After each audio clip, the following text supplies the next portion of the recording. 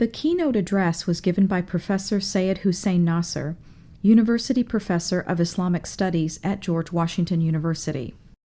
He began with the observation that this conference was one of the most important ever held on traditionalist topics. Professor Nasser's talk was titled "The Recovery of the Sacred: Tradition and Perennialism in the Contemporary World." He presented a survey of the influences of modernism and scientism in the contemporary world and pointed out a number of significant ways in which the traditionalist perspective has been contributing to a more truthful assessment of that world. Dr. Nasser's talk also helped those attendees unfamiliar with this perspective to understand some useful terminology and central traditionalist tenets.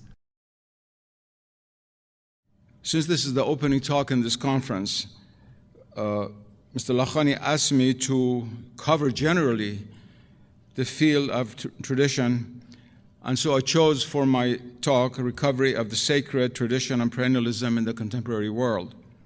So let me go back very, very quickly to basic definitions. I'm glad Mr. Lakhani spoke a few minutes about the meaning of tradition itself.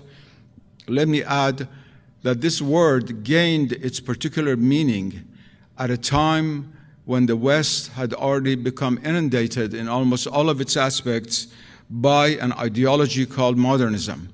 And to distinguish traditional truth, that is how human beings had thought and lived according to divine dictum, before this event it was necessary to use a particular term. And the term tradition was used rather than religion, because religion itself at that time was looked upon, especially in continental Europe, in a pejorative way by many people, and it itself had become, to a large extent, influenced by modernism. And therefore, the late René Guénon, followed by Ananda Coomaraswamy and Fridtjof Schuon, the three great masters of the traditional school, used the word tradition in this particular sense. But let's come back to the basic understanding that tradition means the sacred and its continuation over temporal sequence within a particular civilization. So it implies both a sacred origin and the continuation of the teachings which are sacred and which involve art, thought, life, every different aspect of our existence here on earth. Then we have the term traditional. Of course, that's very easy, and the way we use it is the person who accepts or who looks upon an idea which has the color of tradition. As for traditionalist, we use this for those who have totally accepted the traditional point of view. There's no one on earth, including atheistic philosophers, who do not say something sometime which has a partial truth in it. Nothing would exist without partial truth. And therefore, does not make tradition. A traditionalist is a person who accepts the traditional point of view, who accepts tradition as defined, which embraces the whole of life. Finally, we have the term traditionalism, which unfortunately, despite the excellent book of Professor Olmedo, who must be here somewhere with this very title, has also gained a pejorative connotation, especially in France and Italy, because a number of people have come about, in fact, they came about a long time ago, who took the teachings of Guénon as being a kind of philosophy called traditionalism, as if it were another religion, as if it were another revelation. And therefore, certain authors, including the late Dr. Martin Lings, wrote specifically against the dangers of using traditionalism in this way. But I think for this conference, we must accept its positive and very positive connotation, that is the ism with which we're so much used, which incorporates the truth and the teachings of tradition. A short word also about perennialism. While the traditional school was very strong in Europe, the term perennialism was not very much used. The term perennialism came to be used in conjunction with tradition, especially in North America, and to some extent in Great Britain, but especially in North America, and today it's very prevalent. And again, it's very important to distinguish between the understanding of traditionalists of the perennial philosophy, and as this term is used in a general sense by many people. This term became popularized by Aldous Huxley, a British novelist, in the 1940s, and since then has been used a great deal. Yes, we who consider ourselves to be followers of tradition all believe in the perennial philosophy, but our understanding of it is traditional, not a kind of general conceptual unity between various ideas from different civilizations without a root in sacred revelations and without an aspect of practice. And I think it's very important to keep these terms in mind at the beginning of this very important two-day conference.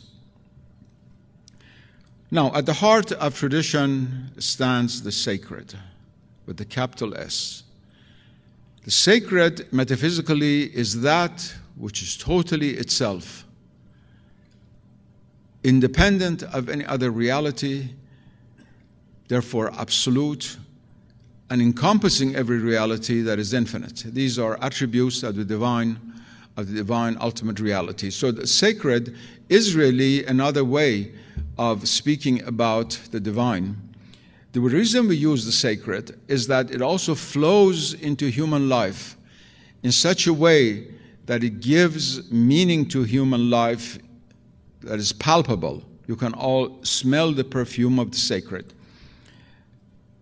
Friedrich Schwann always used to say that one of the characteristics of modern man is that he has lost his sense of smell of the sacred. The perfume of the sacred he no longer smells. And so I always want to come back to this idea of the sacred, about which I've written a great deal during the last few decades. And of course, other traditionalist writers, especially Friedrich Schwann, paid a great deal of attention to this term. This is also have many, of course, derivatives with which I will not become entangled right now. So the origin of tradition is the sacred. Sacred with the capital S. And tradition, which is related, of course, to the word for transmission in English, is the transmission of that sacred presence down the road within various civilizations, which we therefore call traditional.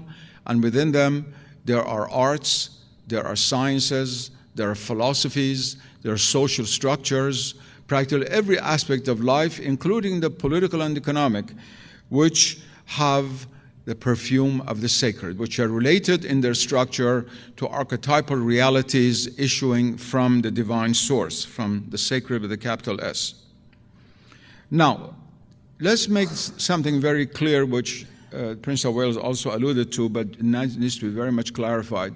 I've read, even in the page of Sacred Web during the last year, certain people writing who have made a mistake as to why it is that we honor the past.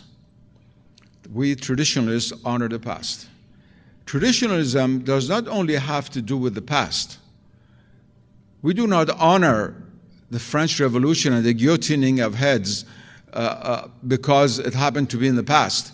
We honor a past which was imbued with the presence of the sacred. And that is why we are defenders of traditional societies and whatever remains of it. Not because it is in the past, but because it was in the past, but because it was a past in which the sacred was present. And this is a very important issue that must be understood. But tradition does not only concern itself with the past, it concerns itself with an ever-present reality here and now. A statement which I made many decades ago in London, which has been uttered by many other people. I said there is nothing more timely than the timeless. And this is certainly true of tradition. Tradition is timeless, and by virtue of that is timely. The truths of tradition are not proven by their crystallizations in the past. They are proven, especially for traditionalists, by the metaphysical evidence here and now, by the possibility of the experience and the intellectual understanding of the principles of tradition as we live right now at the present moment. And to this is related the idea that many people have brought up that certainly there was evil in societies past, and we traditionalists idealize the past.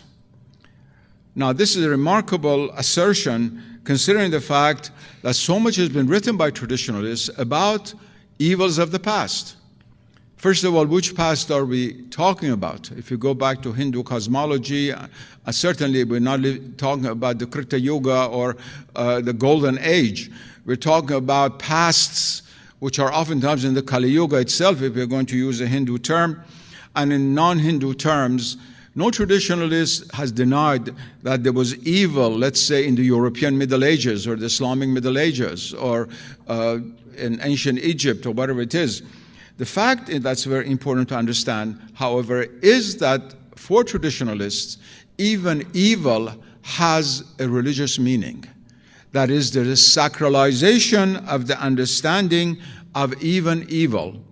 Not that there was no evil, but that this evil was understood in light of the principles of the manifestation of the sacred, which does not mean that everywhere there's only goodness. The separation from God entails separation from the good, and therefore the shadow of what we call evil. What the traditionalists insist upon is that evil cannot be reduced to social elements alone, to bad social engineering, to negative economic conditions, or to psychologization. They consider evil itself as being related to the manifestation of the sacred. And therefore, this accusation made often that we idealize the past and overlook evils of the past is totally fallacious, and no traditionalist worth his salt has ever said such a thing. Now, let me turn to the role of tradition and perennialism in our world today. In a world which, by and large, has lost its sense of the sacred. But this world is not the whole world.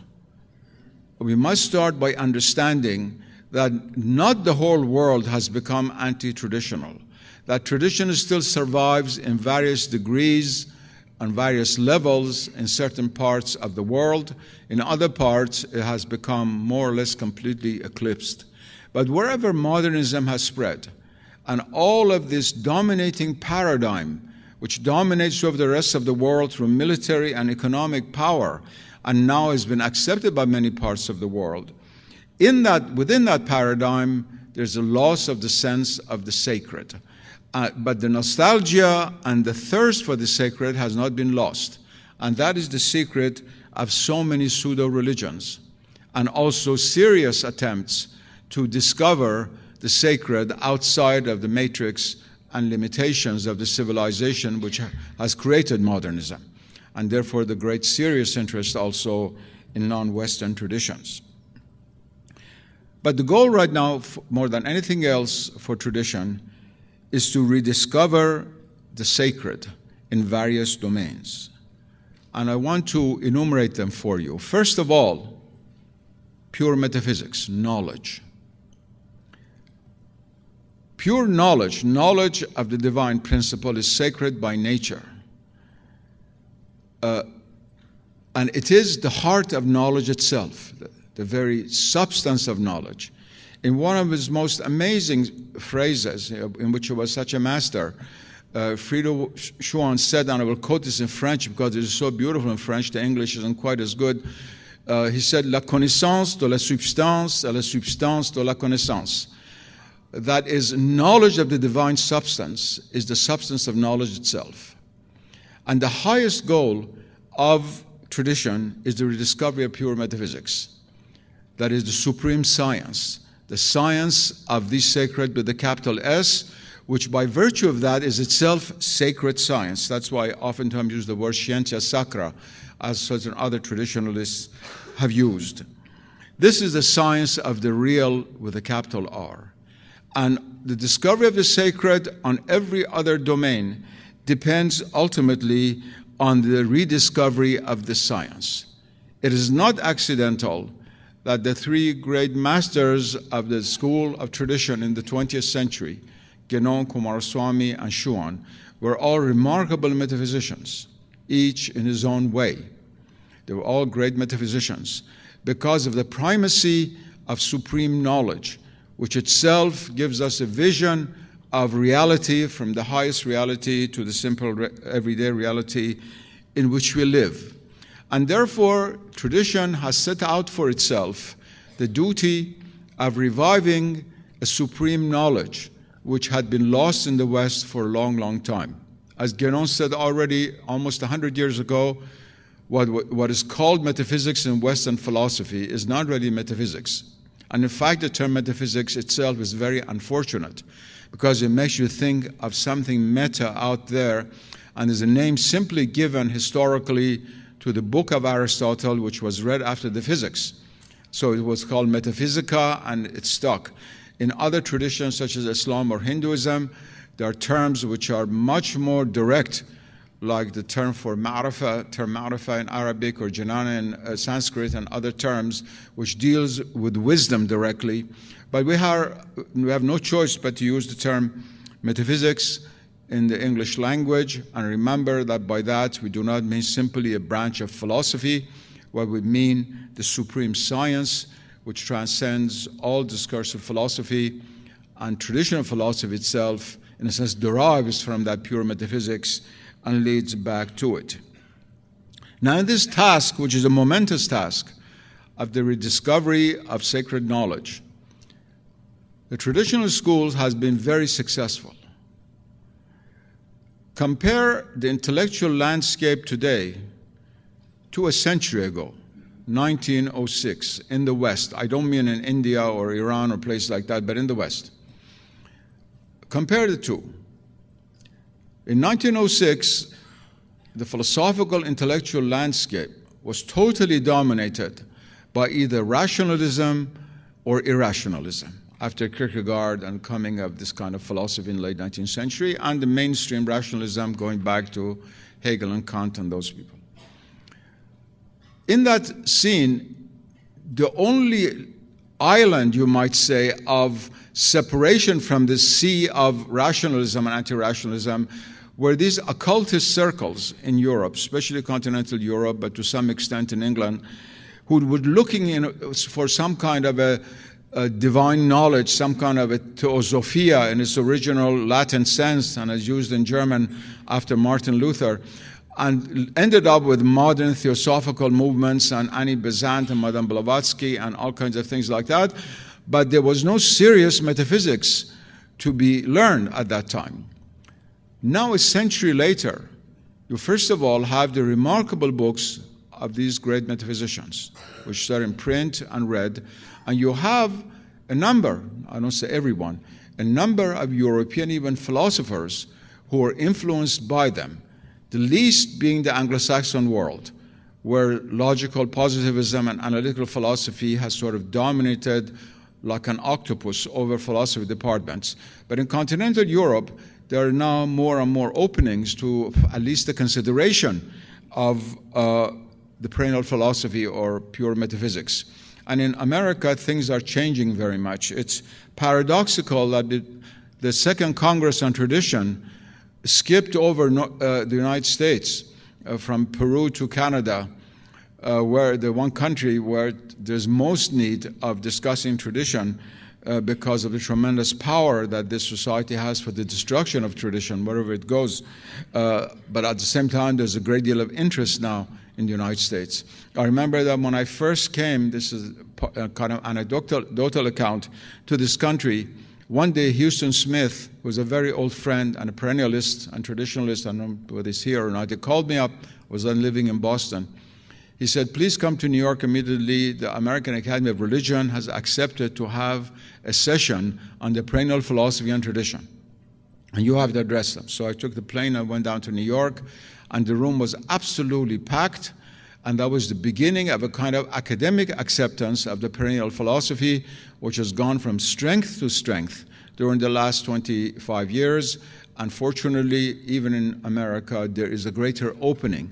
So in this task of representing traditional metaphysics in a contemporary language, which would be understood by the Western intelligentsia, of course, primarily French and English, but also German, Italian, Spanish, other European languages, major European languages. The traditional school has been very, very successful, and has rendered a service which is invisible to many, but which is extremely important. The second is the recovery of the sacred in the cosmos.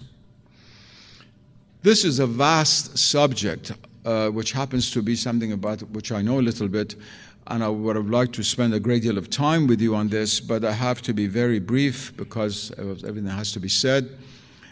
The cosmos was always considered to be the domain of the sacred in every traditional civilization.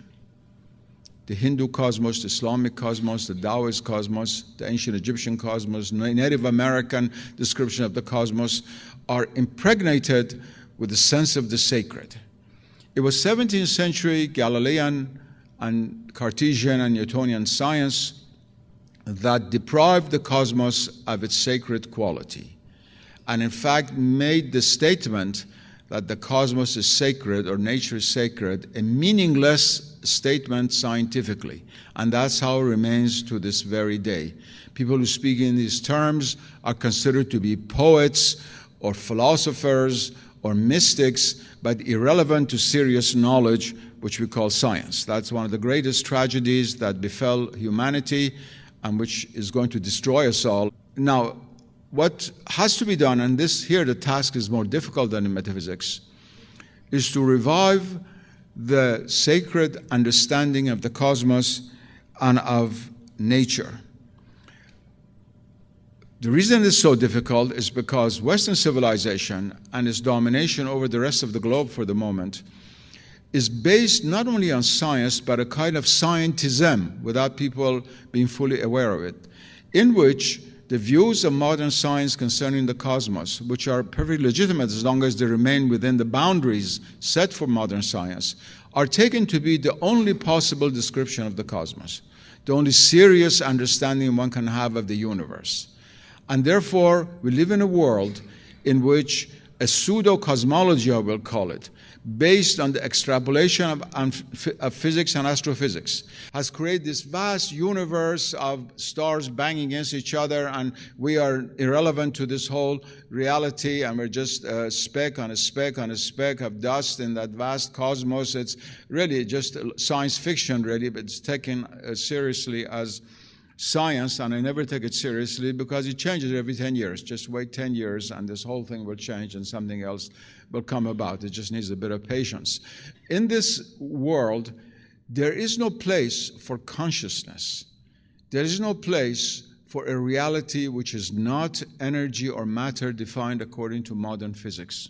Just a couple of years ago at Harvard University, I gave a lecture called "In the Beginning Was Consciousness," the oldest philosophical lecture that exists in this country, the Dudley Lecture. And it caused a great deal of stir because I said there that, in fact, the cosmos begins with consciousness. Consciousness does not evolve gradually within the history of the cosmos according to one of the most important pseudo-religious ideologies of the modern world, which is evolutionism, which every single traditionalist has opposed for 1,001 reasons, into which I will not go now. But what has helped the cause of reviving the sacred in nature is the breakup of the world, the environmental crisis, which in the 60s was understood by only a few people, and now we have Vice President Al Gore's film, Inconvenient Truth.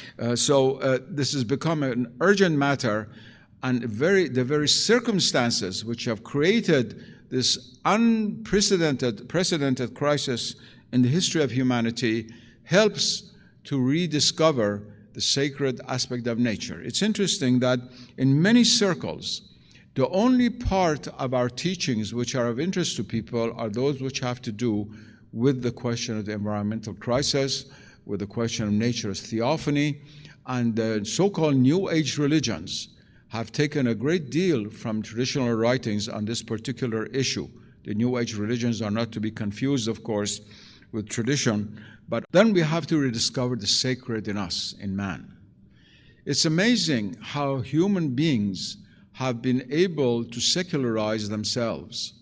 That is, to apply to the human state a pseudo-scientific view of the nature of man, which will reduce man simply to the molecular structures and DNA structures in his sinews and bones, which reduces the spirit to the psyche to biological activity, and the biology to physics.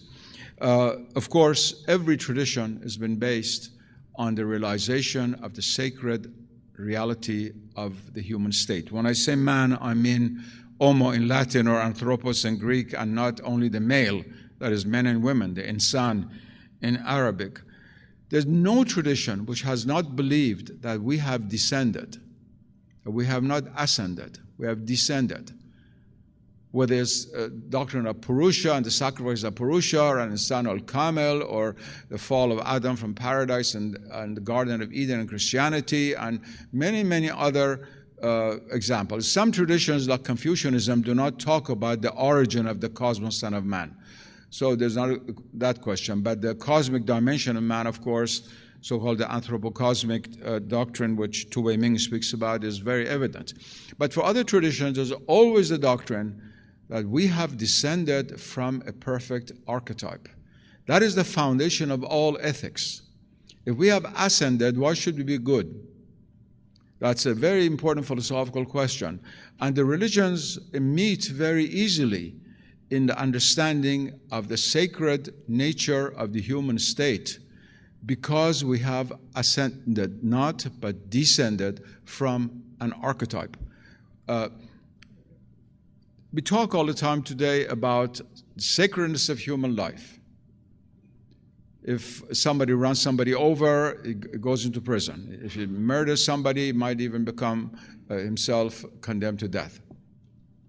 This statement, sacredness of human life, is pure sentimentality, totally devoid of any foundation in the dominant worldview of modern civilization. Because if human beings are nothing more than molecules which simply are bound against each other a bit more than in the case of the trilobites of the Cambrian era, then what is sacred about it? It's just sheer sentimentality. For tradition, the sacredness of human life is not a sentimentality. The divine, which is the source of all that is sacred, has breathed His Spirit unto us, as the Quran would say, and parallel views of other traditions, that there is a divine spark within all of us, that at the center of our heart resides Atman, the divine self, and many, many other descriptions of it. And it's that which makes human life sacred.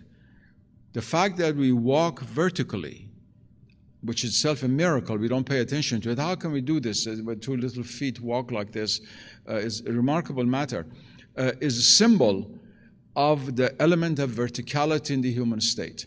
That is, we were born to represent the sacred in this world and to live in this world in such a way as to return to the sacred. And therefore, what Islam calls our khilafah, our vicegerency, that is being the vicegerent of God here on earth, with all the responsibility that entails. I wish I had more time to talk about this matter, but one of the most important services which traditional writings have rendered, I believe, is in providing the deepest intellectual and scholarly critique of so-called human evolution. And this has been done from many, many points of view, many dimensions, and some leading biologists in Europe who are not at all traditionalists, who are scientists, have drawn from these arguments. And I've had a lot of contact as far as that goes, so I will not burden you with examples. Closely related to this is the rediscovery of sacred history. Now, there are those who reduce religion to its history. That is one of the tragedies of studying religion today in Western universities. You never study anything, you only study its history. And therefore relativizing all the truth of religion to historical manifestations. Of course, the traditional point of view is totally ahistorical from that point of view. But it also emphasizes sacred history. It emphasizes Krishna and the gopis, and Abraham and his sacrifice, and what these mean in different sacred histories, which end up with eschatological events, of which the perennial philosophy and tradition are very much aware. Very, very much aware. In fact, one of the most important elements of the doctrine of tradition at the beginning was a discussion of cosmic cycles, of the coming to end of the world at the end of the Kali Yuga, the Dark Age, to which also the Prince of Wales referred, and ideas in various religions about eschatology. Now, I have a few important comments to make about this, which touches our life right here as we sit in this auditorium. First of all, we have some traditionalists who are a bit too much Kali Yuga experts, who sort of look around all the time to find this sign and that sign, and this is against the spiritual attitude and belief in God's freedom and God's will, and it's a detriment to the spiritual life. I do not want to emphasize that, but we must have the general understanding that we are living in a world in which higher possibilities have been exhausted. Strange possibilities which seem to be impossible manifest themselves, but in which still there is the freedom inwardly of believing in the truth and reaching the truth. What the traditionalist point of view can do right now is to answer this very, very dangerous politicized eschatology on the Christian right in America and now appearing in the Islamic world and in India, in 3 different parts of the world, not so much in Europe.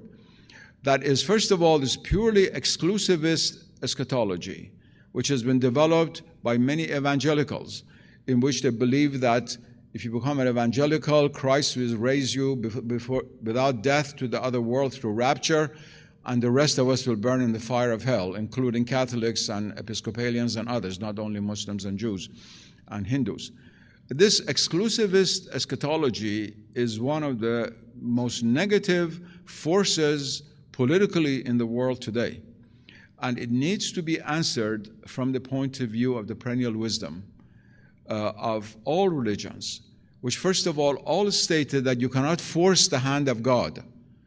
These things that some of these evangelicals say that we have to do this and that to force Christ to come down on earth is really of the blasphemy of the worst kind against Christ and against God.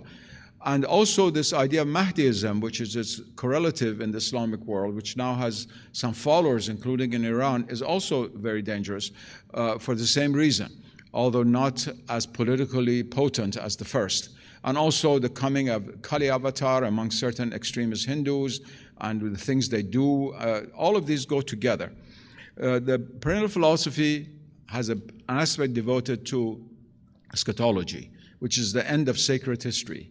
And I think that's a very important role that tradition can play in the world today in setting the record straight and showing why the Prophet of Islam said everyone who predicts the coming of the hour is a liar. This is a direct hadith of the Prophet of Islam. Then we come to the social order. It's in this order that most of the sacred structures which were created in traditional civilizations have been destroyed in the last few centuries in the West, to a lesser extent in other civilizations, but everywhere where traditional structures have been weakened. Let's start with the family. One of the traditional authors once wrote that the 3 major institutions that God gave to humanity directly, prophecy, monarchy, and the family, which governed the life of traditional societies in archaic days and old days. 2 of them are more or less gone. That is prophecy and or revelation and monarchy. I mean, the 2 still survive here and there, but they don't have the central role. The family remains, but for that very reason, it's attacked from all sides. And the traditional point of view, first of all, shows both the absoluteness and the relativity of family. It shows that in a certain tradition you can have monogamy, in certain tradition you can have polygamy, you can have all kinds of marriages. Now, of course, some people would say you have same-sex marriage, but that doesn't exist in any traditional text. But anyway, that there are different ways of envisaging the family, but the family structure itself is sacrosanct and has a sacred quality to it. Secondly, what the Hindus call caste, which we do not have in, let's say, Islamic Christian civilization, but we do have the types, the primordial, profound human types, which correspond to the Brahmanic or Kshatriya, Vaishya, Shudra, the famous Hindu castes. But there are certain people who are drawn to knowledge. It's what that makes them happy. Even many modern scientists are by nature Brahmanic. Certain people do not become happy in knowing. Others do so. Certain people become happy in performing noble acts. And there are the Kshatriyas and so forth and so on down the road. What tradition needs to do, and has done to a large extent, is to bring out the spiritual significance of these social structures. I think no work in this domain has been as important as the book Kastaras by Fridtjof Schuon and some of the works in Swedish by Tage Lindbom, much of which has not been translated into English. And this also includes political institutions. This is a very touchy and ticklish matter because the traditionalists have been defenders by definition of all traditional political institutions that have survived. That is, they would side with the Japanese emperor against Mao Zedong, just to take two extreme cases of two sister civilizations. And of course, some places it does not work well. They've been criticized for saying you've had some bad kings, therefore succeeded by good presidents, and they give the case of Farouk and Jamal Abdel Nasser. But the traditionalists would say, I will quote here Fridtjof Schuon, he said, the worst king is better than the best president because the king represents an archetype, a sacred archetype which has manifested itself in human history, whereas the president does not. Now, these are relative matters. I said they're very sensitive, and one cannot apply them completely because there are so many different circumstances in the world in which we live. But in principle, the traditional point of view has tried to bring out also the sacred nature of the political institutions that dominated over sacred civilizations, going back to ancient Egypt, Pharaonic Egypt, and ancient Babylonia, and coming down to our own days. Now, turning to another domain, very different, where tradition, like in metaphysics, has had a great deal of impact, is in the revival of the sense of the sacred in art, including music. Western art developed in such a way gradually as to go from the sacred art of the Middle Ages, the incredible Cathedral of Chartres, or the sculpture and paintings of the 13th and 14th century, to a kind of religious art, but gradually becoming divorced from sacred art during the Renaissance. And some of the paintings like that of Botticelli and Raphael have a great deal of human beauty, so it's difficult to see the transition to finally modernized art from the 18th century onward, from the naturalism of the 18th century to Impressionism, Expressionism, and finally the dissolution of forms of Western art. And the idea that you have sacred art was very, very difficult to establish in the West. This was the yeoman service that Ananda Kumaraswamy and Titus Burckhardt, more than anyone else, performed for both Hindu and Islamic and also Christian art to a large extent, and also the incredible writings of Fridtjof Schuon on this. And to this is closely related the idea of the relation between beauty and the sacred.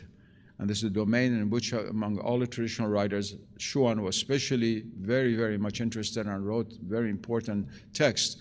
That is, what you might call the love of beauty is ultimately the love for the sacred. And here, beauty does not mean a kind of decadent object or form that attracts the passionate soul, but beauty as a spiritual quality which always attracts the higher elements of the soul and attracts, in a sense, the soul to heaven. Beauty is something which pulls us up because God ultimately is beauty, as the hadith of the Prophet says. He's not only beautiful, but He is beauty. God, the divine reality, is beauty as such. And therefore, to make people understand that beauty is related to the sacred, to our final ends, to our deepest needs, is one of the very important accomplishments of the traditional school and what has to be continuously emphasized. Because we live in a world which considers beauty to be luxury and have nothing to do with use, with utility. Whereas from the traditional point of view, beauty is like the air which you and I are breathing right now. It is not a luxury. If we don't breathe this air, we die. In the same way, when souls no longer breathe beauty, they die spiritually. And that is why all traditional civilizations had created such beautiful ambiances. I mean, just think of Kyoto, or Isfahan, or Fez, or Chartres, or ancient Beijing before modernization, all different civilizations, Benares, the smaller Hindu cities, some of which have survived in the south. All of these still depict, despite everything, something of the beauty of the traditional world. There is no traditional civilization without beauty. There is no traditional metaphysics without beauty. It is not accidental that the greatest expressions of metaphysics, East and West, have been combined with poetry. All the way from the Upanishads, which of course sacred scripture, and the Quran, which is sacred scripture, to human writings like the Divine Comedy of Dante, sermons of Meister Eckhart, which are either poetry or very poetic. And you have hundreds of instances of this in Islamic and Hindu and Buddhist sources. I will not burden you with that. And finally, the role of the sacred today is within religion itself. Because religion should be the source of the sacred. The religion begins with the sacred. So how can tradition, as we see it, play a role within religion itself? In two ways. First of all, much of religion, especially Western religions, and since the 19th century, more and more non-Western religions, have themselves become modernized, sometimes without a full awareness of it. And tradition has had for its role to criticize that within religion, which itself has turned against the traditional understanding of the sacred. A prime example of it is Teilhard de Chardin, the Catholic priest who tried to Christianize evolution and who believed that Christ was not the Alpha, it was only the Omega, as if the Omega could be anything but the Alpha, and that the world evolves towards Christ. It doesn't begin with Christ, it begins with slime. And this was criticized very severely by the late Titus Burckhardt, by Schuon, by many others when the ideas first came out, and then many people in Italy and so forth took that over. So there is a critique of the modernism within religion itself, which tradition provides. I've done that oftentimes within the Islamic world. I don't give myself the permission to do that for the Christian world. I think Hindus should write for Hinduism and Christians for Christianity. It's very hard to jump over and write for another religion. But the great masters like Schuon have done that, in fact, for Christian and Hindu modernisms of the late 19th century and 20th century. The second point that tradition plays a very important role is to bring out once again the hidden dimension of religion, what they call the esoteric, which simply means the inward. People do not like esoteric because of the misuse of the word esotericism in French and English at the beginning of the 20th century. But we just simply mean the inward dimension. Ezo in Greek simply means in. The inward dimension of religion, which is associated with mysticism in Christianity, with Sufism, with esoteric schools of Hinduism, with Zen and Shin and Shingon and all kinds of different schools in the Far East, Chan, and to bring out the reality of these inner dimensions, especially in the West, where the inner dimension of Christianity has become eclipsed for centuries, to revive that, and on the basis of that, show the inner unity of religions. And here is the great significance of for the present day of the traditional teachings, that is, you do not have to posit orthodoxy against universality. The more orthodox a person is in the true sense of the word, the more universal that person is. And this battle between the hardliners of different religions in the name of preserving their orthodoxies is a great tragedy based on the forgetting of the inner meaning of their traditions. Now, the highest goal of tradition school, is not to revive all these things that I said outwardly. It is to enable us to revive the sacred within ourselves. Once we revive the sacred within ourselves, the sense of smell of the sacred comes back to our nose. The olfactory sense is revived. And we are then able to see and to smell and to hear the sacred wherever it be. And therefore, one of the elements of the tradition which I wish to emphasize, which many people have forgotten, even within the traditional world, is the necessity of spiritual practice within an orthodox cadre in order to really be traditional. It is not accidental that both Guénon and Schuon wrote so many pages about this matter. And Schuon especially emphasized not only the theoretical understanding of metaphysics, but the living of it. One has to live the truth. And one cannot do that by oneself. One has to have a spiritual teacher, one has to have a cadre, one has to have spiritual practice. Now, to conclude, the intellectual and spiritual function of the traditional critique of the modern world is very, very important. Many people have asked me, why is it that you people criticize all the time? Why can't you just state the truth as you see it? Why are you so critical of modernism? The reason is, first of all, it's impossible to state the truth while error reigns. It's impossible to build a building on a ground when there's another building there. So this destruction of modernism is not a negative thing. It is to prepare the ground for the expression of the truth, a perennial truth, the wisdom of the ages, which tradition is concerned with. And therefore, there's both an intellectual and spiritual function to this critique. Many a person who has had an inkling of the understanding of the perennial truth has been swayed by the waves of error which surround us away from that position. What we have to do is to be able to create an ambience which will enable us to be traditional and not to wake up one morning and say, well, God, all of this seems like an illusion because the world around me presents me with something else. The practice of the sacred and the critique of the modern world are very, very important for keeping alive the traditional perspective. And all of this, as I said, requires more than words. It requires deeds. And beyond deeds, it requires being. It requires rooting our existence in the ocean of being and even non-being, which transcends being. The traditional perspective provides a means to think correctly.